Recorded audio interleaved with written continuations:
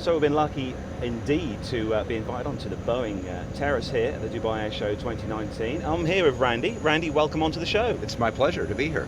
So Randy, Boeing, obviously you've got your name on the back of our IDs, so you're obviously a big player here at the Dubai Air Show. Oh, it's a very important show for us. It gives us an opportunity to talk with our customers, gives us an opportunity to connect with our suppliers, and probably most important, since it's a show, it gives us an opportunity to fly beautiful airplanes like the 787 Dreamliner and really highlight their features and capabilities. So Randy, what's one of the biggest things you've brought to the show this year for aircraft? Obviously you've got the Dreamliner over there. Well, we have the Dreamliner over there. We have other customers like Emirates that have brought 777-300ER over there.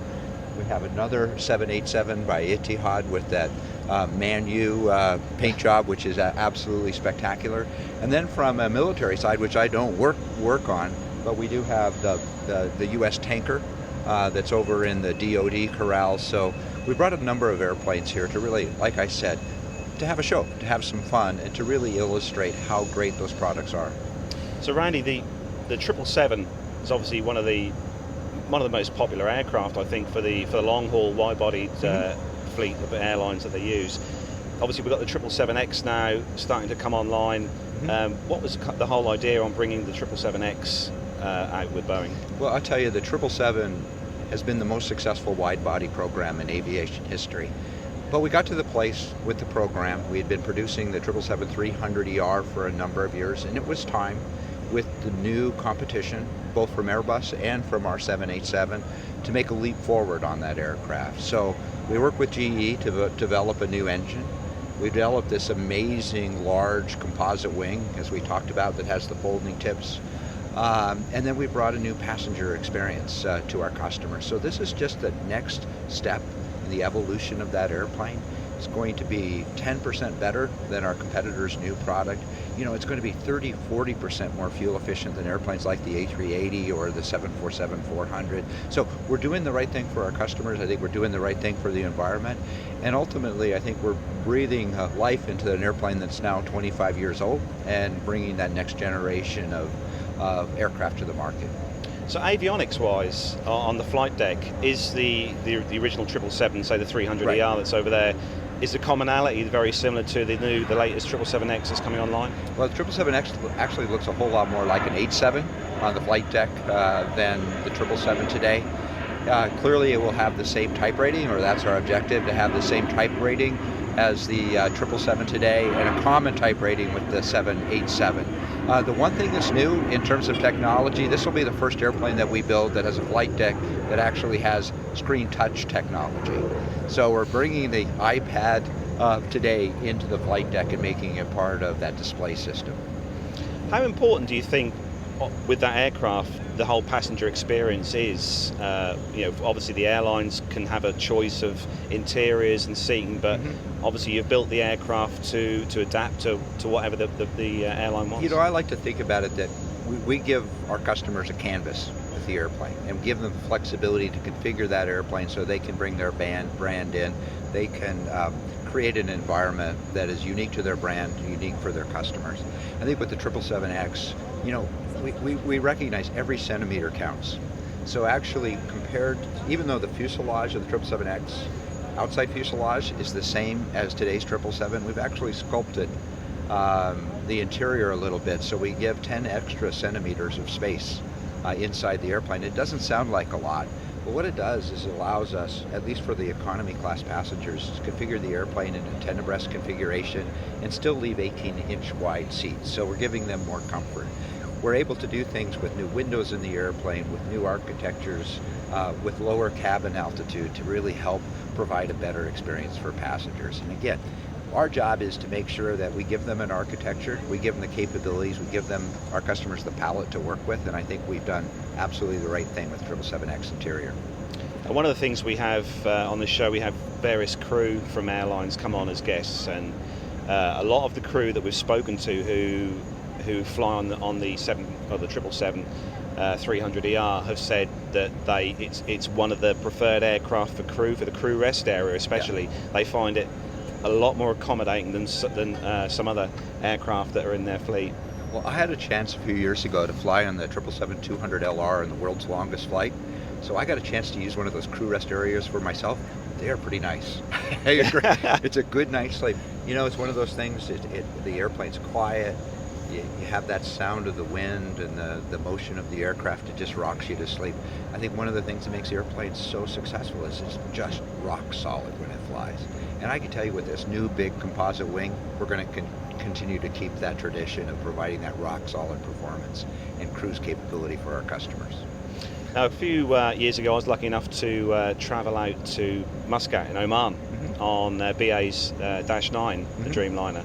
And before I flew on the aircraft, obviously I'd heard all the news reports about how it was, you'd feel fresh, you'd feel more, you know, alive when you got to your destination. I have to say, touch wood, I felt really good when I got there after that flight. Did you think it was real or was it good marketing for my team? It's true. It does. You do feel a lot better than you would do on as you say, a standard kind of pressure. You know, just to tell a little story, a few years ago I flew on my first commercial 787 flight, like so many others, and I held back to talk to one of the flight attendants just a little bit, so I could get her idea of what she thought about the airplane. And so I started the conversation. I said, you know, I work at Boeing. I know a little bit about the Dreamliner. I said, what do you not like about the Dreamliner? And she gave a legitimate complaint that the doors on the lavatories were a little bit flimsy, which we fixed. She said, well, she had a customer that it actually popped off, and you have a customer walking down the aisle with the lavatory door. So we fixed that problem. I said, what do you like? Once I kind of got this conversation going, she said, the air. She said, without question, the air. She said, I feel different, and this is my workplace, and thank you for what you've done to the air. So maybe it's good marketing, but I think we did make a difference. So going on to some of the older aircraft, the 767 is still obviously being utilised quite a lot across the globe, and the 74 obviously was still with BA. We're flying back on a 747-400 tomorrow with BA back to the UK. Still a very popular aircraft. Obviously, a lot of the airlines are starting to phase out the 74 now. But do you think the Dash 8 will kind of progress? As a passenger airplane, probably not. I think that we see the future of the 747-8 is in freighter configuration. You know, it has that unique capability to carry almost 140 tons of cargo. It has the unique nose loading door. So I think that it's going to have a special place there. But I think the future of passenger service for big airplanes is going to be the 777-9. It's going to be the biggest airplane out there. It is significantly more efficient than any four-engine airplane that's flying today or potentially in the future. So I think that's where the future is. Yeah, it's for me. I've only ever had the experience to travel on the 74 once with Virgin, and it's that iconic experience to be able to travel on the 747. That's a whole. If you can get in you can get at the front of the airplane in the nose section. You can get in the upper deck.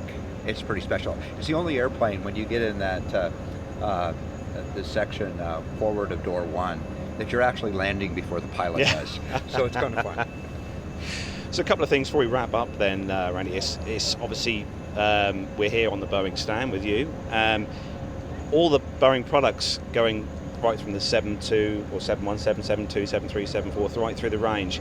Is there a favourite you have, kind of one that you love to see either in flight or standing? It's not flying anymore, but I started my career at Boeing as a flight test engineer on the 757 program and the 767 program.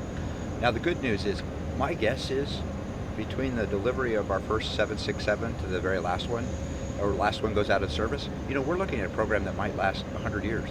Pretty amazing when you think about it. It's already been in production 40. We're going to produce it for a number of years, and that last airplane rolls out the line, who knows how long. Could be 100 years beginning to end. But my favorite airplane still is 757. There's no airplane that has that same feel.